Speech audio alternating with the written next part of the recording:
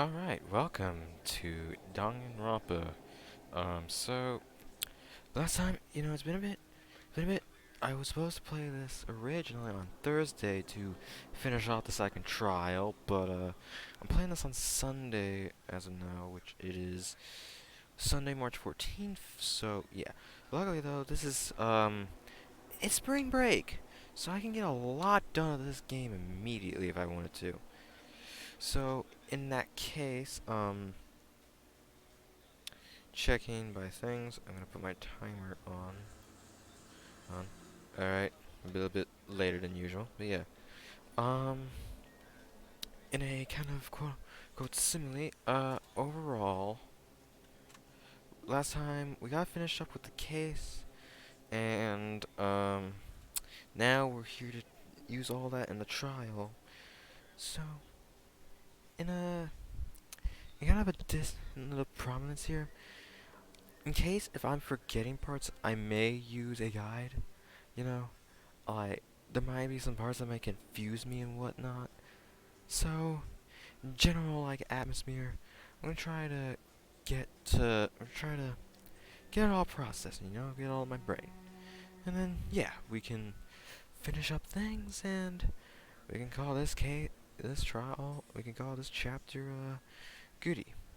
But yeah. Anyways, let's go on ahead. Open the door.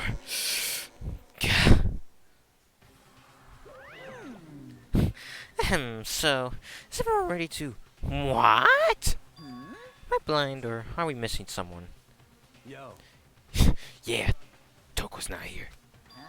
And Toko is... You really don't remember? Come on! Kidding, I'm just kidding. How could I forget that little nut job? She's a crucial part of the class trial this time. What are you gonna do? Okie dokie, I'll go ahead and drag her out here kicking and screaming. Just one moment, please. And just like that, and just like he said, a few minutes later, he reappeared, dragging Toko behind him. Hey, Tony Hands! Hey, I told him I didn't want to, but he forced me. I can't believe you were triggered a girl around. It's terrible! You're terrible! And so now everyone's here, right? Okay then, hustle onto the elevator and let's get this show on the road. I'll see you guys down there! Let's go. So, shall we get going? It's time we find out who killed Chihiro. Chihiro Fujisaki. She was so gentle, so calm and meek. Nobody had any problems with her. Someone made the choice to kill a girl like that. And that murderer is one of us. Someone standing right here. Alright. We have no choice, right? We have to do this. It's true. Yes. I gave a small nod in reply. With one last deep breath, I walked toward the elevator on shaky legs. Each step forward, I could feel my heart race faster and faster. As soon as everyone was on, the elevator began to descend. I couldn't get a handle on my emotions. Couldn't stop speculating. The steel sank with heavy clunking sounds deeper and deeper into the ground. And as we went deeper, the uneasiness in my heart grew bigger and bigger. The elevator was unaffected, however, and continued to descend without hesitation, until finally, it came to a sudden stop. Oh, well, look at this. What do you think? I regret to grade. Isn't it so fresh? Isn't it so exciting? Don't waste our time with stupid questions. Let's get this over with. Very Good. You're preparing to go. Gotta say, I don't hate it. Not at all. well.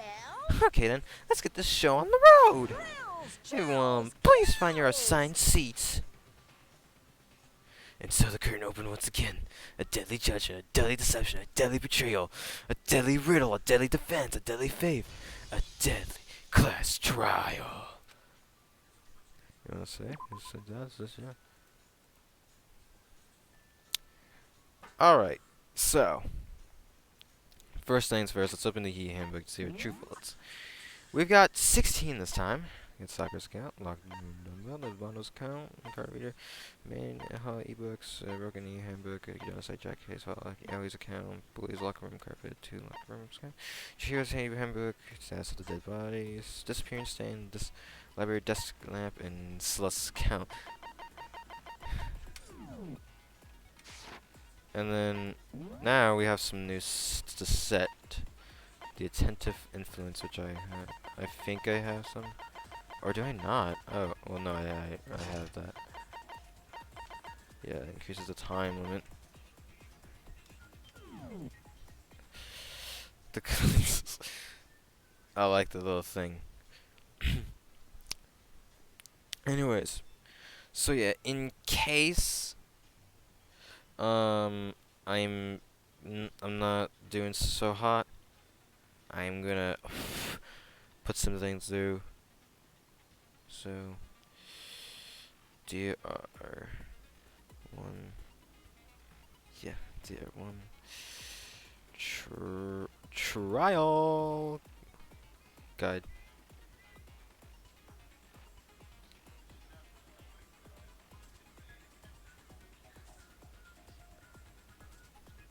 Oh yeah.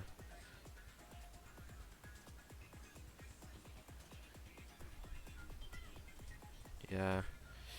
I checked this one on the third one. Oh, that's cool. It shows like oh wait, I forgot. It was showing like a Vandron woman, and then, yeah, that was the case.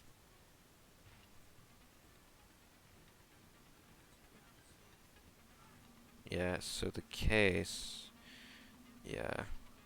All right. Let's do it.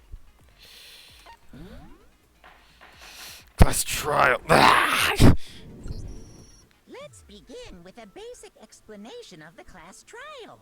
So, your votes will determine the results. Man, I haven't touched a trial in a bit long. If The last you one I did can was the last figure one. out who done it, The last then trial. only they will receive punishment. But if you pick the wrong one, then I'll punish everyone besides the blackened, and the one that deceived everyone else will graduate.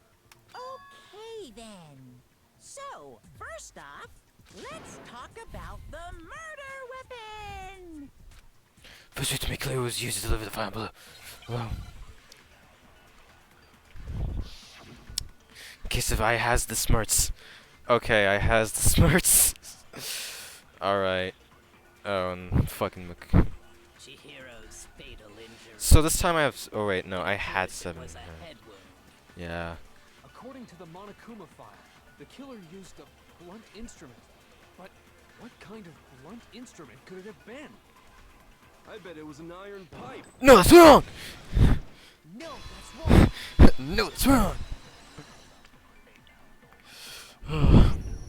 Can we agree that the object that dealt the fatal blow was the dumbbell found at the scene of the crime? It was covered in blood, and there was nothing else at the scene that could have caused that kind of injury. And the wound on the victim's head is consistent with the shape of the dumbbell. As far as I'm concerned, there's no mistake and no room for doubt on this one. You looked at her head wound? Yeah. So for Kyoko's case in this game, she checks bodies by examining them in full detail, and touches the body to see everything else. Generally speaking, it's definitely a very good thing. It's definitely very good for solving cases. But of course, in this attempt, everyone finds checking a dead body absolutely ridiculous. But in that case, it's coming into fourth. I mean, if you're to solve a case, you gotta do everything in your power to solve it. That's so creepy. In this case, she goes silent. If you don't mind, I will proceed from here. Let's move on to discussion of the culprit. Although, I believe the criminal behind this heinous act is already quite clear. What? For real? Chihiro's killer is the fiendish serial killer, Genocide Jack. Genocide Jack, the famous serial killer. Did he really kill Chihiro? A new element has been non-stop debates. Absolutely. Lines of white noise will appear to this. Yeah. Actually, I don't really need to know this.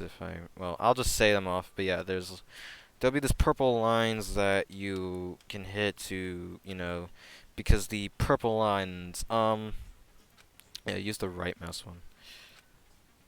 But yeah, basically, case if you. But yeah, white lines are gonna, purple lines are gonna pop up called white noise, and I gotta hit them with my right. It's Genocide Jack case file. I gotta remember which one this was. The culprit is Genocide Jack. Yes. I'm sure of it. Case closed, as far as I'm concerned. Uh-huh. That's impossible. What makes it impossible? Why? What makes it impossible? Well, I mean, come on. There's just no proof for it. No, that's wrong. No, it's wrong! Just like slaps her. I might know one reason he could be involved. What? I found this file while I was looking around the archive in the library. Which Byakuya took me to! I guess it's some kind of confidential file the police put together about the Genocide Jack case. What? That's kind of weird as shit, isn't it?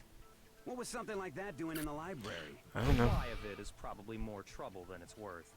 So let's forget about that for now. More importantly, it outlines all the specifics of every Genocide Jack case in exceeding detail. According to the file, there appear to be two defining characteristics in every Genocide Jack case. The first is that a bloody message is found written at the scene of every murder. Bloodlust. Oh, that's right. Boob lust. No. It's actually bloodlust. But more important is the other characteristic, and it's something that has never been made public. Never made public? What the hell is it? Why don't you tell them, Makoto? This is an ongoing theme between Byakuya and Makoto. How the victim is positioned. Apparently, in every Genocide Jack case, the killer suspends the body in a certain way. Other than the killer, the only people who know about this are the higher-ups in the police department. However, Chihiro was most definitely suspended in the same way. So, What's that how cord did the culprit doing? know about this when only high-level police officials were aware of it? There's only one logical answer I can think of. There's no scissors on it. It's because the culprit in this case is the real Genocide Jack.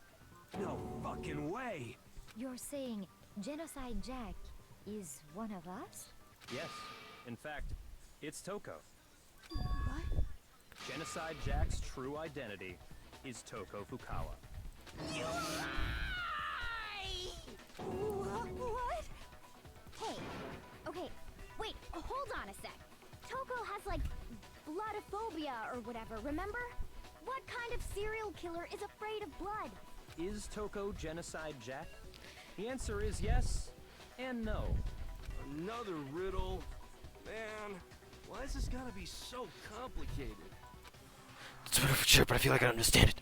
What it means for Genocide Jack to be Toko, but also to not be Toko. The answer is that she's not just one person, but multiple people, right? Hangman's Gambit! Everyone's favorite game. It's... You'll see what it is. I was a little confused on this, but like I actually guessed it like one word, but was still confused on it immediately. Okay, so yeah. There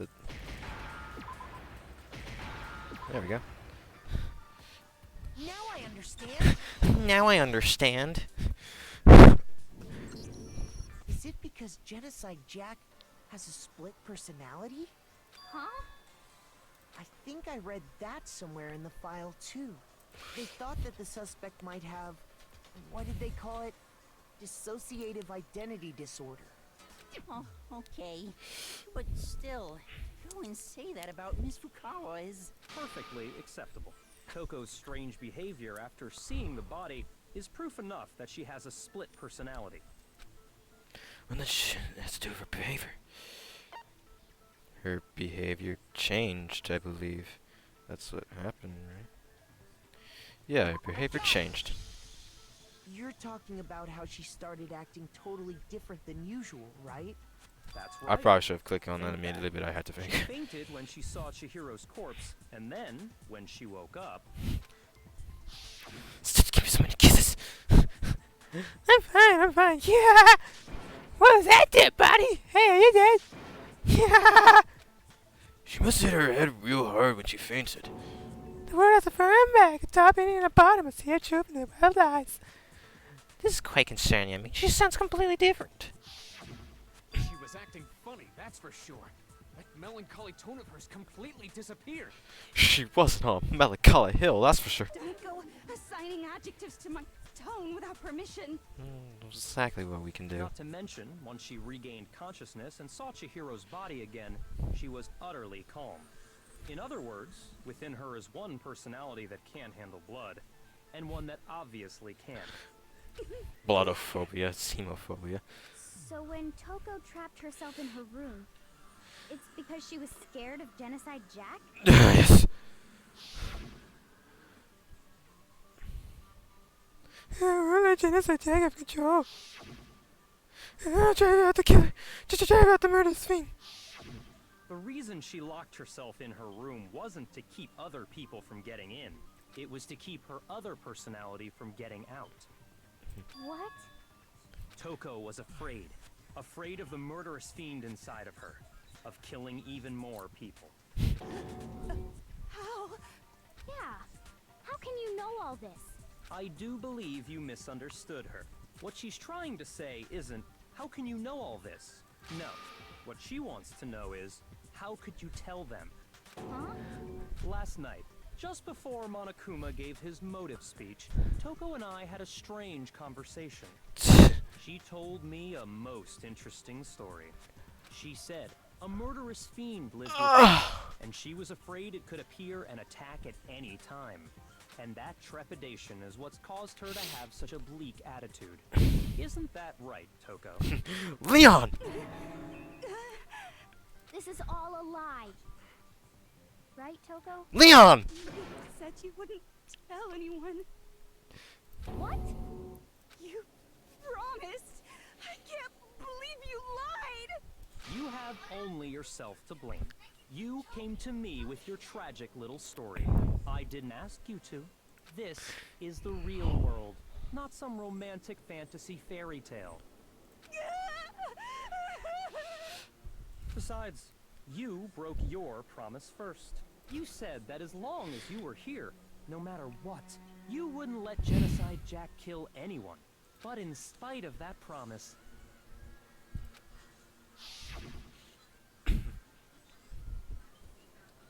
Yeah, I'm sorry I can't give you a promise, but don't worry, never again. I won't let Genocide Jack have control over again. You said if I kept my promise, you would go out with me. That's the only reason I promised. how many times do I have to tell you? I never said that, but you weren't able to do it. You just couldn't resist that rush you got from killing, could you? I tried. I swear I tried to control it. But your efforts were useless.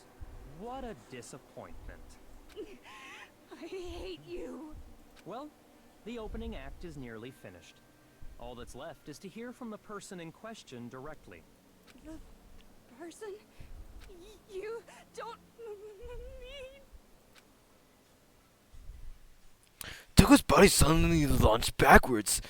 And then she did like 2 cartwheels. It's fucking incredible. A huge thud echoed across the room, but in the next second... Well,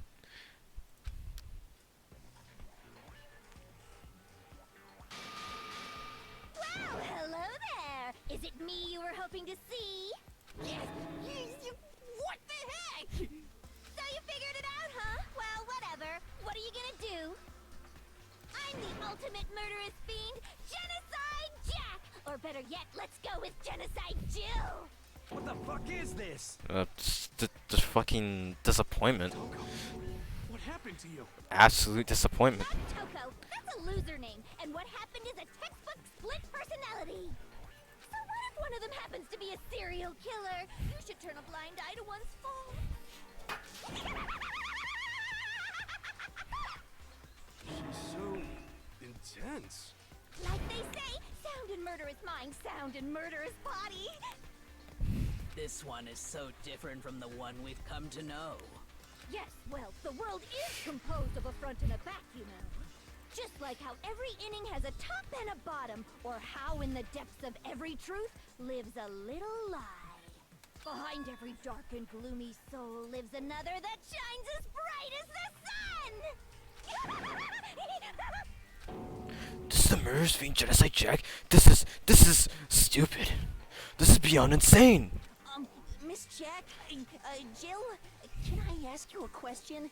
What's up? Some of us think you might be the mastermind behind our entire situation.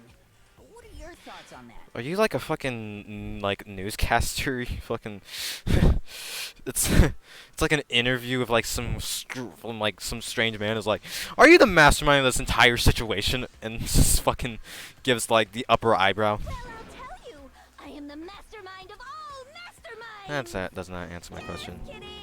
Then it's not true? Of course it's not true. How dare you try to link me to that creepazoid? And another thing, the police and government and society in the outside world are totally powerless. I mean, they just let this idiotic bloodthirsty maniac go buck wild all over town. Sure, I'm a bloodthirsty maniac, but life is pain, right? To live is to hurt other people. I don't agree with that, but I respect your opinion. Evil if you want to survive. The act of living itself causes pain for everyone. I like your tongue. Just kidding again. What's next? This should be enough to convince you. This murderous fiend is responsible for Chihiro's death. There's clearly a motive, so there should be no doubt. Well, let's take a look at. Motive? Remember what Monokuma told us? If someone didn't murder and graduate within 24 hours, an embarrassing memory or secret would be revealed. Well, let's assume that Toko's secret was about Genocide Jack. If a secret like that came to light, Toko's life would have undoubtedly been forever ruined. So she had a very clear motive to never have that side of herself exposed. Interesting. Very, very, very interesting. But sorry, as much as I hate to admit it, I'm not the culprit. Huh? But I cannot imagine anyone other than you could murder someone in such a bizarre fashion. Well, let's take a look at it again. Maybe so, but nevertheless, it's the truth. Do you really expect any of us to believe you? I mean, Yeah. I could never believe a word you say, you monster. maybe she's totally right about that, but something's still bothering me. What she said. I need to get more details about all of this. Make your argument. Status of the dead body. Yeah. This music though. Sorry, but I didn't kill anyone. You say that, but do you really expect any of us to believe it? Perhaps if you had an alibi, that would change things. Oh, an alibi, huh? Now we're talking. When you compare your past murders to this incident, the modus operandi matches completely. What more proof do we need?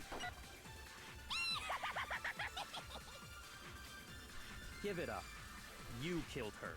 I think it's the words that Byakuya was trying to say. Yeah. Okay, I just have to focus on what he said isn't quite right. Sorry, but I didn't kill anyone. You say that, but Perhaps if you had an Oh, an alibi. When you compare your past murders to this incident, the modus operandi matches completely. You're a More proof fucking. do we need? give it up. You killed her. This is what I hate most about those fucking white lines, is that they absolutely dick you on whatever line you're at. Sorry, but I didn't kill. You say that, but perhaps if you had an Oh, an alibi. When you compare your past murders to this incident, the modus operandi matches completely. No, that's wrong.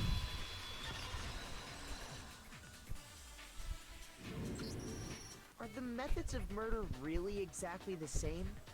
I'm not so sure about that. I think there's a slight difference between the Genocide Jack cases and this one. Huh? How's it any different? I mean, hey, coming from me, who like is totally oblivious to everything, and ends up fucking popping his brain out to remember everything in like the last 2 minutes. Oh, you don't know? Well then, human garbage, let me tell you.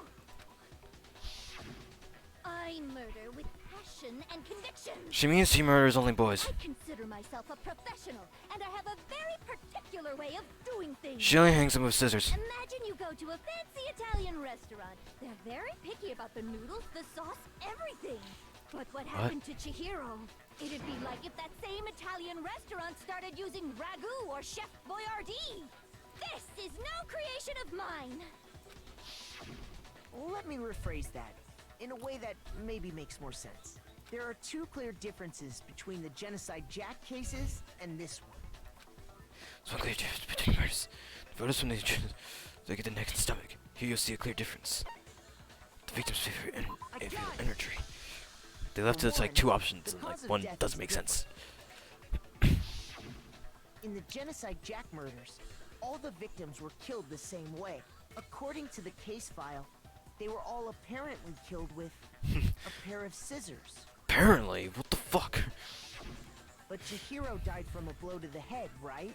Ah, yes. That is remarkably different from the other murders. I'm talking right now! Shut up, fat man! Wouldn't it be strange for someone who kills the same way without fail to suddenly change their method? And there's more. One more conflicting detail. That's right. In my recipe of murder, if the bloody message is the torso, Shut the fuck up! then the arrangement of the body would be the pesto sauce. Was it Pepto-Bismol? Could you please stop comparing killing people to cooking? So, are you saying the other difference has to do with how the body was arranged? So the second difference is how it was suspended. Photos of all the victims stabbed into their hands. You'll see a clear difference. What was used to suspend her? Do you remember what the killer used to suspend her? They used some kind of rope to hang her up by her wrists. You know what this is? What's your point? Shut the fuck up! In all the previous Genocide Jack cases, something else was used to suspend them. Specifically, pairs of razor-sharp scissors. How do you even get those? Designed like that. And guess what? I used my own specially designed scissors for the murders and the arrangement. Well, by the point that this game was made, there was probably scissors made just like those. Like I said, I'm a professional, so naturally I'm very picky about the tools I use. And you know what else? What? Said there's two differences, but he's wrong. Big Mac? Are you referring to me? Listen up, Big Mac. There's actually one more difference. Huh? My word, you really didn't notice? Take a look at who the victims were in each Genocide Jack case. There's a pattern there, just waiting to be discovered. You're right. Pattern. The blood was scattered between their legs. Figure that out, and it'll be plain as death why I couldn't have possibly killed that little lolly girl. Lolly? Damn, she knows about anime. Let's see this pattern. You look at the names of your future. I think I figured out. Okay. Because Chihiro is a girl. I got it! Is it because Chihiro was a girl? Bingo, bullseye, right on the money! What are you talking about? In all the Genocide Jack cases, all the victims had something in common.